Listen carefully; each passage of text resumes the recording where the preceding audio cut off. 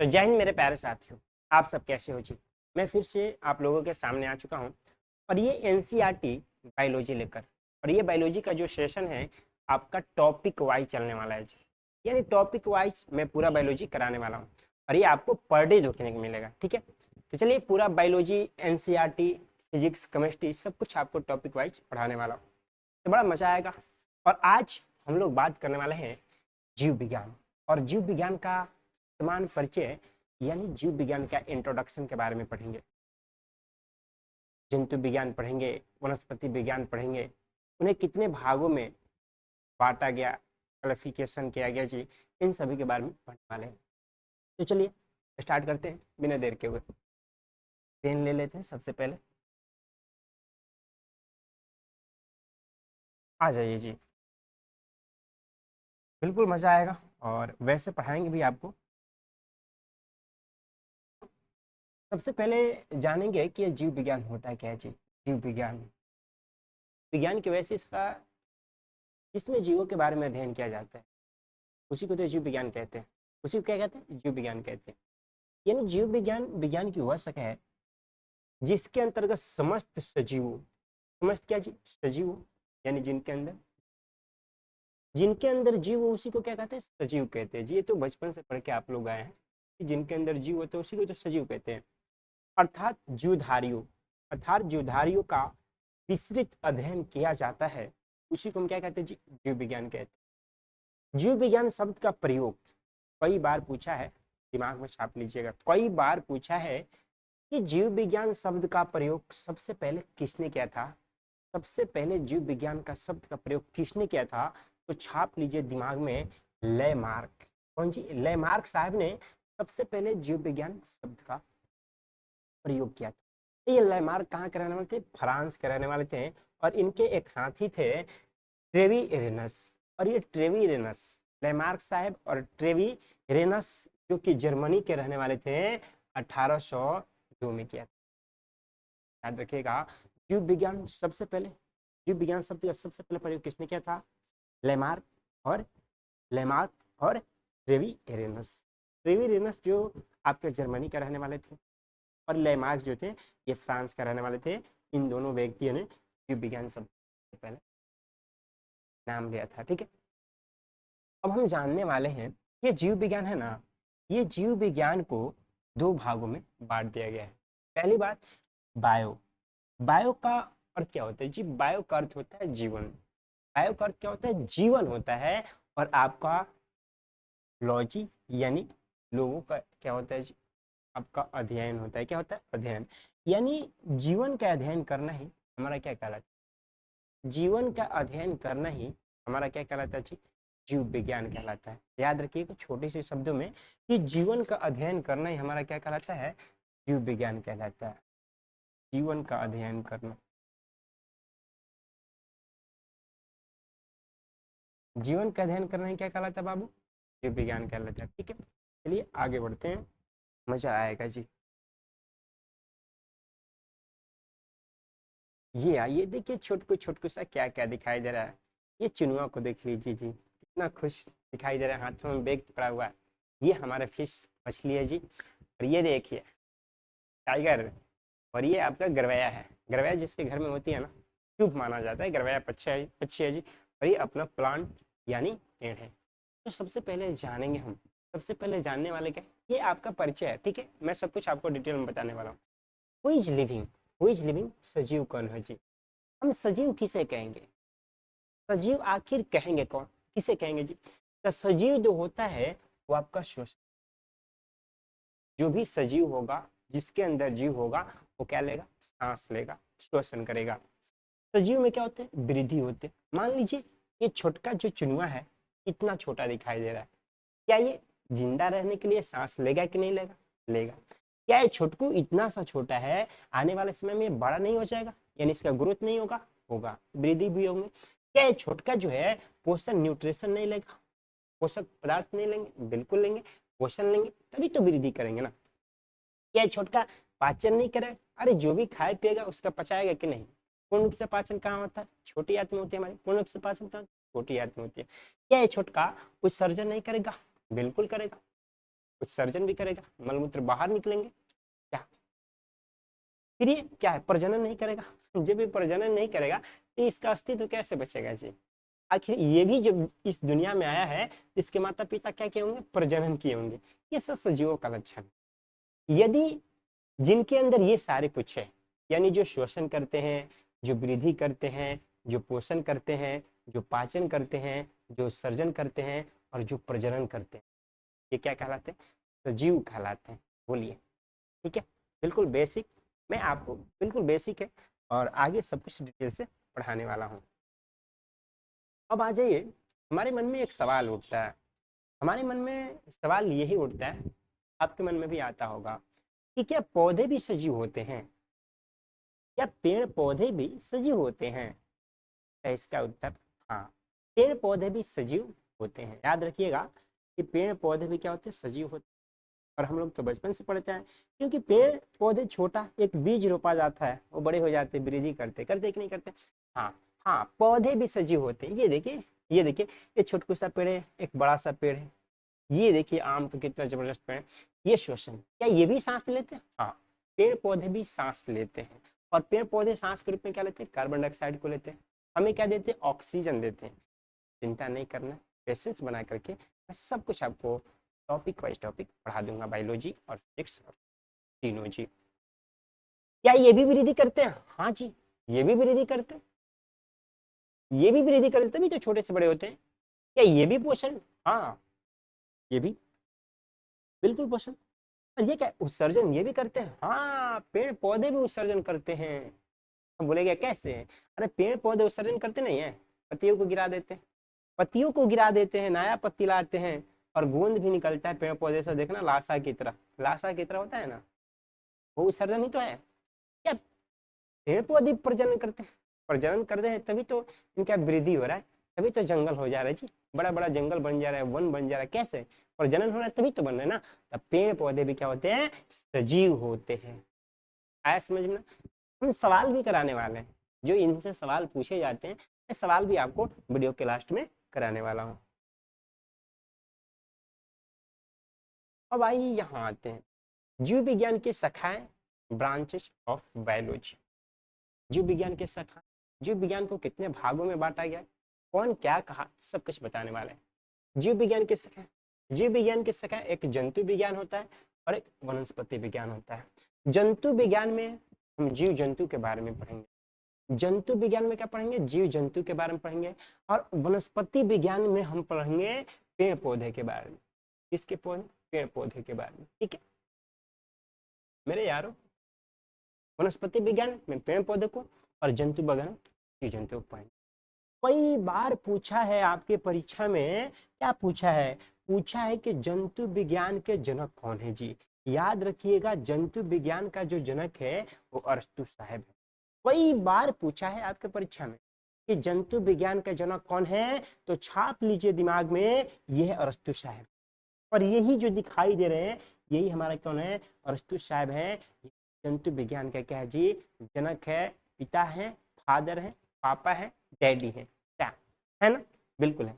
अब आपसे कई बार पूछा है कि वनस्पति विज्ञान के पिता कौन है जी, वनस्पति विज्ञान के पिता कौन है, डैडी कौन है, पापा कौन है, बताओ कौन है। तो आज के बाद याद रखना, थियोफ्रेस्टस, थियोफ्रेस्टस। वनस्पति विज्ञान के पापा डैडी कौन है, थियोफ्रेस्टस, थियोफ्रेस्टस, थियोफ्रेस्टस। कैसे याद रखेंगे, एक बात बताओ हमें, वनस्पति विज्ञान में किसका अध्ययन करते हैं, पेड़ पौधे को अध्ययन करते हैं। किसका जी, पेड़ पौधे को अध्ययन करते हैं। बताओ, जब पेड़ पौधे को पढ़ते हैं वनस्पति विज्ञान में, और ये पेड़ पौधे प्रजनन करेंगे, जंगल बन जाएंगे। और जंगल को इंग्लिश में क्या कहते हैं, जंगल को इंग्लिश में गुरुजी फॉरेस्ट कहते हैं। जंगल को इंग्लिश में क्या कहते हैं जी, फॉरेस्ट कहते हैं। और फॉरेस्ट, फॉरेस्ट से क्या याद रखना है, फ्रेस्टस, फॉरेस्ट से फ्रेस्टस। कनेक्ट करना सीखो, कनेक्ट करने आ जाएगा ना, तब कुछ याद करने की जरूरत नहीं है, कॉन्सेप्ट को समझना है। पता है सिलेबस बहुत बड़ा होते हैं, क्या पढ़ना है क्या छोड़ना है ये पता होना चाहिए, तभी पढ़ने का मजा आता है जी। और कम दिन में हम क्या करते हैं, बहुत कुछ। ठीक है, चलिए आगे आते हैं। अब देखिएगा, ये अरस्तु साहब जो हैं, ये अरस्तु साहब कौन है जी? अरस्तु साहब। अरस्तु साहब कौन है? जंतु विज्ञान के जनक, डैडी है, पापा है। ये अरस्तु साहब क्या काम करते हैं? अरस्तु ने अपनी पुस्तक, अरस्तु साहब एक पुस्तक लिखते हैं हिस्टोरिया एनिमली। हिस्टोरिया एनिमलियम में बताते हैं कि लगभग 500 प्रकार के जंतुओं का वर्णन किया, इसलिए इन्हें जंतु विज्ञान का जनक कहा जाता है। अरस्तु साहब कम से कम 500 जीव जंतुओं के बारे में अध्ययन किया, जीव जंतुओं के बारे में पढ़ा, और उसके बाद क्या किया जी? उन्होंने एक बुक लिखा हिस्टोरिया एनिमली, और इस बुक में उन्होंने बताया है कि कम से कम 500 जीव जंतु के बारे में अध्ययन किए थे हमने, तभी इन्हें क्या कहा गया? जंतु विज्ञान का डैडी कहा गया, पापा कहा गया, जनक कहा गया। इसी प्रकार ये थियोफ्रेस्टस, थियोफ्रेस्टस कौन है जी?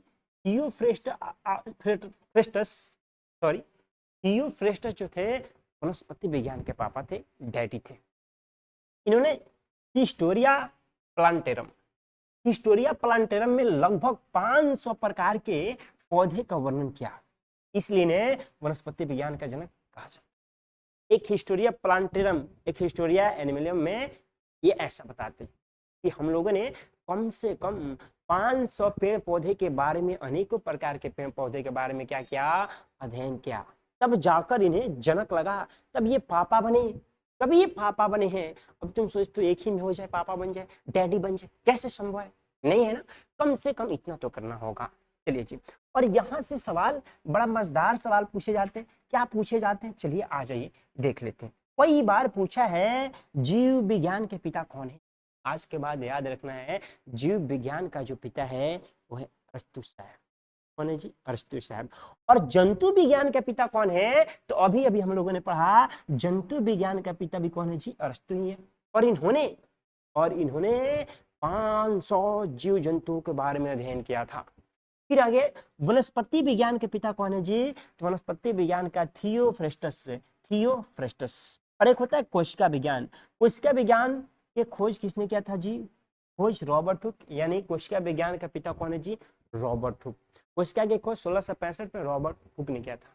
अब यहाँ हम कोशिका नहीं पढ़ रहे हैं, कोशिका विज्ञान नहीं पढ़ रहे हैं, बिल्कुल टेंशन मत लेना, कोशिका का अलग से एकदम वीडियो लाएंगे, कोशिका के एक टॉपिक बनाकर लाएंगे, और कोशिका से जितने भी रिलेटेड सवाल होते हैं वो सब भी लाने वाला हूँ। पहले थ्योरी पढ़ाएंगे, कॉन्सेप्ट पढ़ाएंगे, फिर सवालों को कराएंगे, ठीक है? तो यहाँ बस इतना ही जानेंगे कि कोशिका विज्ञान का रॉबर्ट हुक, स्पेशल इसका वीडियो लाने वाला है। चलिए जी,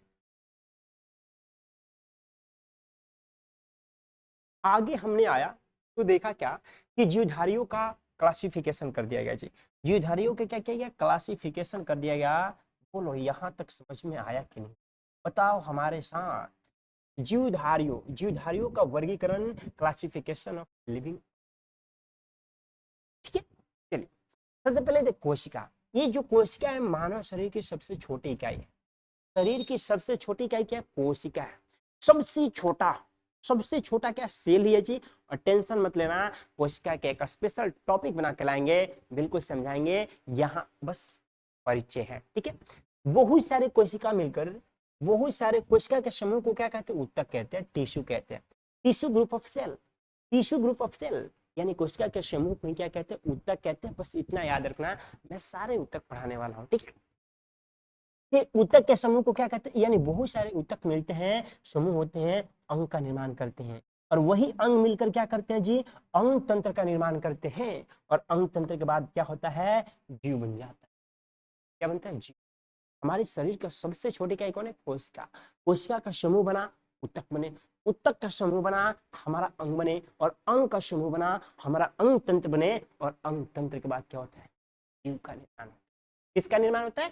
जीव का निर्माण होता है। बोलो, टेंशन नहीं लेने का, ये सारे टॉपिक वाइज में कराऊंगा, और बिल्कुल आपके खोपड़िया में आपके जाएंगे, ठीक है?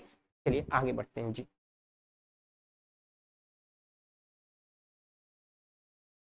अब यहां से आपकी परीक्षा में बड़ा सवाल पूछा जाता है। यहां से आपकी परीक्षा में बहुत सवाल पूछे जाते हैं। कैसे पूछे जाते हैं देखेंगे हम, अच्छे से देखेंगे, मजा तो आएगा ही, इसमें तो कोई शक नहीं है जी।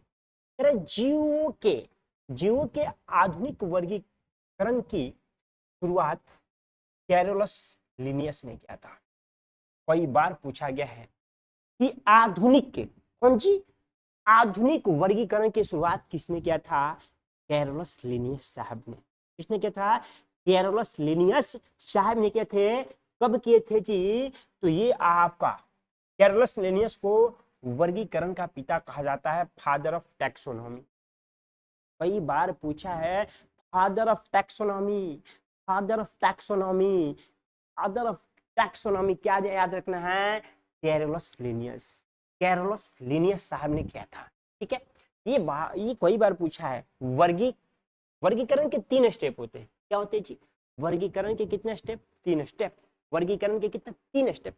पहला जो होता है पहचान होता है। मान के चलो हमारे सामने, अभी मैं लाइव पढ़ा रहा हूँ, हमारे सामने कोई जीव या जंतु ऐसा आ जाए जो हम आज तक देखा नहीं है, पहली बार देखे। अब पहली बार देखेंगे तो क्या होगा? डर जाएंगे कि नहीं डरेंगे? अरे मैं तो इसे जानता तक नहीं, वो कौन सी कैटेगरी क्या है, पानी में रहता है, धरती पे रहता है या हवा में उड़ता है, उसके बारे में हमें जानकारी नहीं है। जी मैंने जब देखा तो उसे पहचाना नहीं, और जब पहचाना नहीं तो ये भी नहीं कि उड़ता है, कि पानी में रहता है, कि स्थल पे रहता है, ये भी नहीं जानकारी है। ठीक है, उसका नाम क्या है? अरे जब जानता तक है तो कैसे जानेंगे? इसका स्टेप क्या है? सबसे पहले कोई अनजान जीव जंतु दिखाई दे तो उससे पहचान करेंगे, पहचान करेंगे।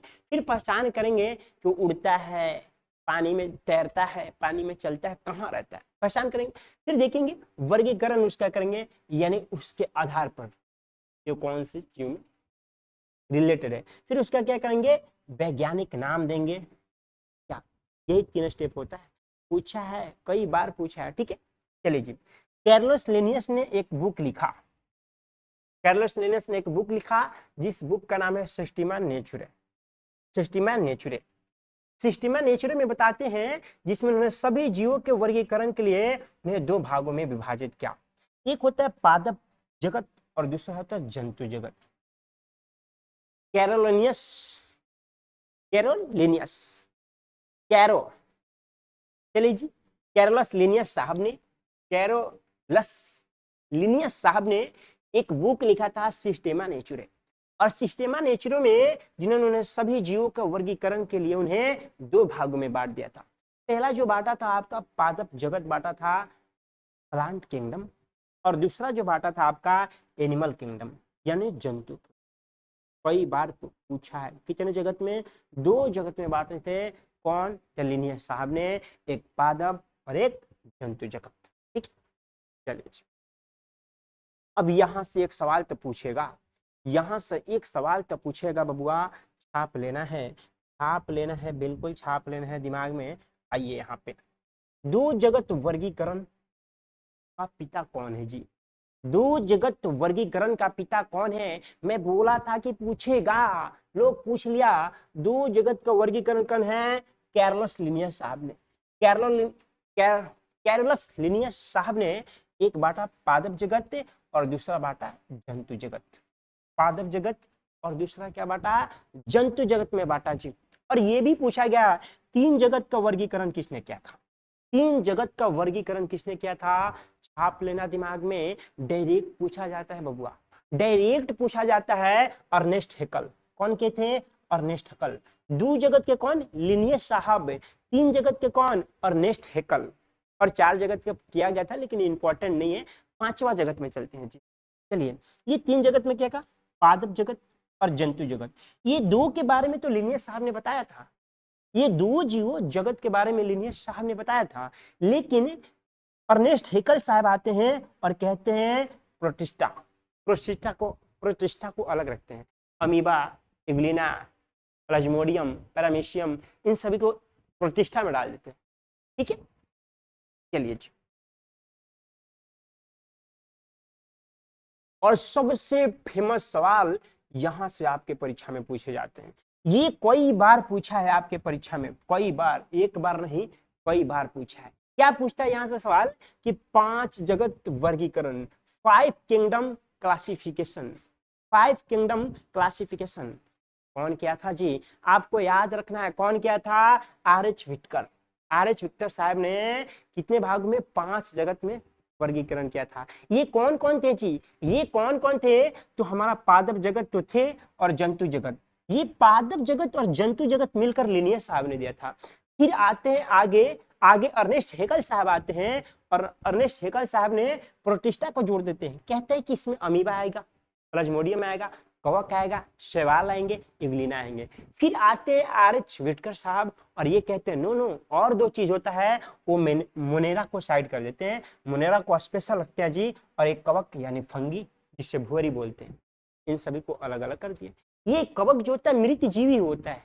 ये कवक क्या होता है जी? मृत जीवी होता है जो तनागला में रहता है, तनागला में। चलिए जी, ये आपका समान परिचय है, इंट्रोडक्शन है, फिर तो धुआं धुआं होने वाला है, बिल्कुल अच्छे से पढ़ाएंगे जी। चलिए अब इन्हें देखेंगे कि मुनेरा क्या होता है। ये मुनेरा क्या है जी? मुनेरा, सबसे पहले बात करते हैं कि मुनेरा है क्या। मेरे भाइयों, इस जगत में सभी प्रोकैरियोटिक जीव अर्थात जीवाणु, चलिए ये प्रोकैरियोटिक होता क्या है, सबसे पहले यही जानेंगे कि ये प्रोकैरियोटिक जो है ना, प्रोकैरियोटिक के बारे में हम आपको सेल में पढ़ाएंगे, यानी कोशिका में पढ़ाएंगे, बिल्कुल अच्छे से पढ़ाएंगे कोशिका में। लेकिन यहाँ इंट्रोडक्शन है, थोड़ा सा जान लेते हैं। प्रोकैरियोटिक का मतलब हुआ कि जो कोशिका में केंद्रक होता है, जो कोशिका में केंद्रक होता है, उस केंद्रक में केंद्रक झिल्ली नहीं पाई जाती है। केंद्रक झिल्ली नहीं पाई जाती, याद रखना, केंद्रक झिल्ली, केंद्रक झिल्ली नहीं पाई जाती, वो प्रोकैरियोटिक होता है। केंद्रक झिल्ली नहीं पाई जाती यानी प्रोकैरियोटिक, और इसका डिटेल में हम आपको सेल में पढ़ाएंगे। अर्थात जीवाणु, साइनोबैक्टीरिया, आर्किबैक्टीरिया सम्मिलित किए जाते हैं मुनेरा में। मुनेरा में इन सभी को रखा गया, ठीक है। चलिए, और ये प्रोकैरियोटिक एक होता है यूकैरियोटिक, और यूकैरियोटिक के कोशिका के केंद्रक में झिल्ली होते हैं। प्रोटिस्टा को देखेंगे, प्रोटिस्टा में आपको ये जलीय होता है, यूकैरियोटिक होता है। यूकैरियोटिक यानी इसमें केंद्रक में क्या होते हैं? कोशिका झिल्ली होते हैं, होते हैं। और एक ऐसा जीव होता है, एक कोशिकीय जीव होता है, यानी अमीबा। अमीबा अपना भोजन कुटपाट के द्वारा, और ये अमर है जी। कैसा है? ये आपका अमर है, बिल्कुल अमर है, ठीक है। चलिए, बिल्कुल सब कुछ पढ़ाएंगे अच्छे से। यहाँ ये अमीबा, प्लाज्मोडियम को रखा गया है, पैरामीशियम को रखा गया है, यूग्लिना को रखा गया है। और यूग्लिना जो होता है ना, याद रखना, यूग्लिना जो होता है, यूग्लिना पादप तथा जंतु के बीच की कड़ी है। कई बार पूछा है कि पादप तथा जंतु के बीच की कड़ी कौन है जी? तो यूग्लिना। कौन है? यूग्लिना। बोलो हमारे साथ, क्लियर है कि नहीं है जी? हाँ जी, क्लियर है। यहां देखेंगे, चलिए यहां देखेंगे प्लांट किंगडम यानी पादप जगत। इस जगत में प्राय सभी रंगीन बहुकोशिकीय प्रकाश संश्लेषण उत्पादक जीव शामिल होते हैं। पुष्पीय अपुष्पीय बीजों पौधे सभी इसी जगत में आते हैं। यानी प्लांट में क्या आते हैं? सभी पेड़ पौधे आते हैं। पादप किंगडम में क्या आते हैं? सभी पेड़ पौधे आते हैं, सम्मिलित सभी आते हैं, ठीक है। हाँ, सो सब आ जाएंगे। और एक होता है जंतु। जंतु ये सर्वव्यापी होते हैं, यूकैरियोटिक होते हैं, और एक ऐसा जीव होते हैं, बहुकोशिकीय जीव होते हैं। उदाहरण जैसे हाइड्रा, जेलीफिश, सितारा मछली, सरीसृप, पक्षी और स्तनधारी जीव इसी जगत में आते हैं। कौन सी जगत में? तो ये आपका जंतु जगत में आते हैं। कौन सी जंतु? जंतु जगत में आते हैं, ठीक है। चलिए, और आइए अब देखने वाले हैं कवक यानी फंगी के बारे में। कवक यानी फंगी, ये जो होते हैं आपका मृत जीवी होते हैं। कैसा होते हैं जी? मृत जीवी होते हैं। यह जीव विषम पोषी होते हैं, जो पोषण के लिए सड़े गले कार्बनिक पदार्थ पर निर्भर करते हैं। जितने भी सड़े गले, ये देखो, ये हमारा कवक है, फंगी है, ठीक है। कवक है, फंगी है, यही है। ये मरे, ये सड़े गले कार्बनिक पदार्थों पर निर्भर करते हैं, अतः ये मृत जीवी भी कह दिया जाता है। इसे क्या कह दिया जाता है जी? मृत जीवी भी कह दिया जाता है। याद रखना, कवक जो होता है मृत जीवी होता है। क्या होता है? उदाहरण मशरूम, ईस्ट, पेनिसिलियम इसी जगत के। कई बार पूछा है मशरूम कौन से जगत क्या है जी? तो मशरूम जो है आपका फंगी यानी कवक जगत क्या है? मशरूम क्या है? फंगी यानी कवक जगत में ये आते हैं, ठीक है। चलिए जी, अब हमारे सामने सवाल आ चुका है। इन सवालों को बड़ा मजे से जवाब देने वाले हैं। जो जो हम लोगों ने पढ़ा उन्हीं सवालों को अब करने वाले हैं। अब पढ़ने के बाद तो सवाल करने में बड़ा मजा आता है। चलो, एनटीपीसी 2021 में पूछा गया सवाल है, छोटकू सा सवाल है। कह रहे हैं कि जीव विज्ञान का पिता, बायोलॉजी ऑफ फादर किसे कहा जाता है? बताओ, बायोलॉजी ऑफ फादर किसे कहा जाता है? तो बायोलॉजी ऑफ फादर जो है, ये जो आपका कहा जाता है जी, ये अरस्तु को कहा जाता है। अरस्तु साहब ने कम से कम 500 जीव जंतुओं के बारे में अध्ययन किया था। ठीक है,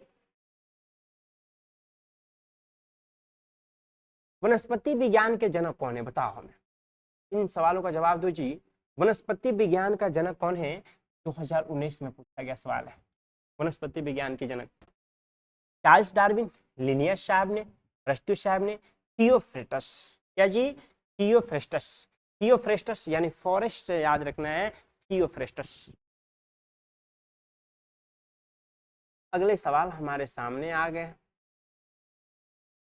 कह रहा निम्नलिखित में से, हाँ जी, निम्नलिखित में से किस किताब में थियोफ्रेस्टस ने 500 प्रकार के पौधों का वर्णन किया था? कौन सी किताब में 500 पौधे के बारे में? तो हिस्टोरियम प्लांटेरम में, हिस्टोरियम प्लांटेरम में, हिस्टोरियम प्लांटेरम में किया था।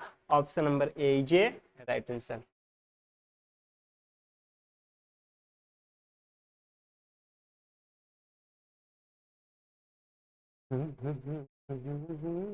चार नंबर सवाल को देंगे।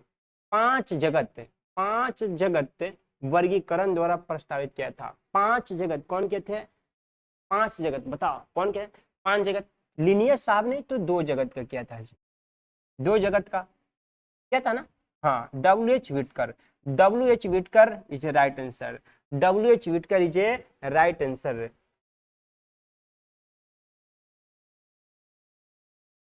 चलिए जी, इन सवालों को जवाब देना है। कह रहे हैं वर्गीकरण, वर्गीकरण की द्विजगत पत्ती किसने प्रतिपादित की और दोनों जगत को प्लांटी और एनिमेलिया में रख दिया? कौन थे जी? कैरोलिनियस, RH विटकर या कार्नेविच या हट? ये तब नहीं थे।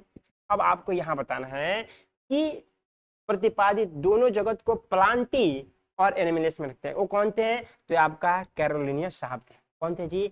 कैरोलिनियस साहब थे, बिल्कुल। ठीक है, चलिए जी, सवाल नंबर 6 को देखेंगे। कोशिका विज्ञान, कोशिका विज्ञान किसके अध्ययन से संबंधित है?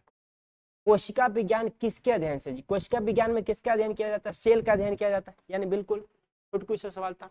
कोशिका विज्ञान में किसका अध्ययन किया जाता है? कोशिका का तो अध्ययन किया जाता है। Option number D is right answer है। ये आपका SSC CHSL 2021 में पूछा गया सवाल था। चलिए जी,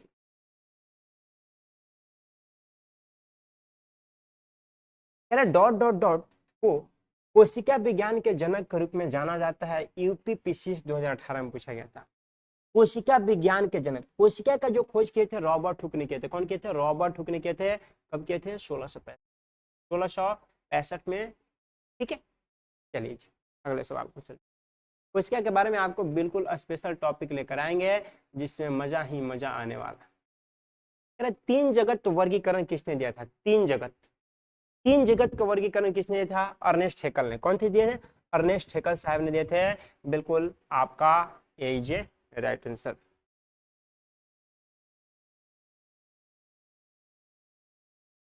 ये आइए, पशु, पशु और पौधे के बीच जुड़ने वाली कड़ी कौन सी है? आपको मैंने बताया था, याद कर लो। BPSC 2019 में पूछा गया सवाल है। BPSC 2019 में पूछा गया सवाल है कि पौधे और पशु के बीच की कड़ी कौन है जी? तो यूग्लिना है। कौन है? यूग्लिना है। Option number B is right answer. बोलो क्लियर है कि नहीं क्लियर है? बिल्कुल क्लियर है जी। अगले सवाल को देखेंगे। अर्नेस्ट हेकल ने तीन जगत वर्गीकरण में किसे सम्मिलित नहीं किया था?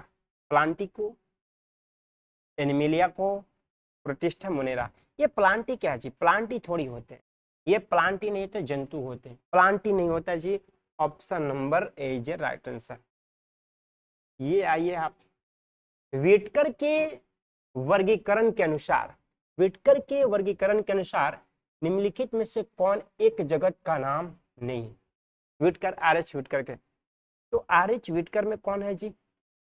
कवक, प्लांटी, जंतु। ये जीवाणु नहीं है, ये जीवाणु नहीं है। 11 नंबर सवाल डाउट है क्या? 11 नंबर सवाल क्या कहता है? अर्नेस्ट हैकेल ने 3 जगत वर्गीकरण में किसे सम्मिलित नहीं किया था? सम्मिलित नहीं किया था अर्नेस्ट हैकेल ने। प्लांट को, मोनेरा को किया था, प्रोटिस्टा को किया था, एनिमेलिया को नहीं किया था। एनिमेलिया को नहीं किया था। क्या? चलिए अगले सवाल पे आते। सवाल नंबर 13, सिस्टेमा नेचुरे, सिस्टेमा नेचुरे पुस्तक के लेखक कौन है? बताओ। Charles Linnaeus? नहीं जी। अर्नेस्ट हैकेल या रॉबर्ट विटकर? आर.एच. विटकर। कौन है जी? आर.एच. विटकर। कौन है? R H. Whittaker. Option number C is right answer. Option number C is right answer आपका होने वाला है। ठीक है, ये कब पूछा था? आरएनबी 2019 में पूछा गया सवाल। Thank you. तो ये हमारा क्या थे? लास्ट सवाल थे। तो बताइएगा आपको वीडियो कैसा लगा। अच्छा लगा तो लाइक, कमेंट और शेयर जरूर कीजिएगा। बिल्कुल आपको टॉपिक वाइज पूरा बायोलॉजी, पूरा फिजिक्स और पूरा केमिस्ट्री में इसी चैनल पे आपको दे दूंगा। तब तक के लिए मिलते हैं नेक्स्ट वीडियो में। जय हिंद मेरे प्यारे साथ।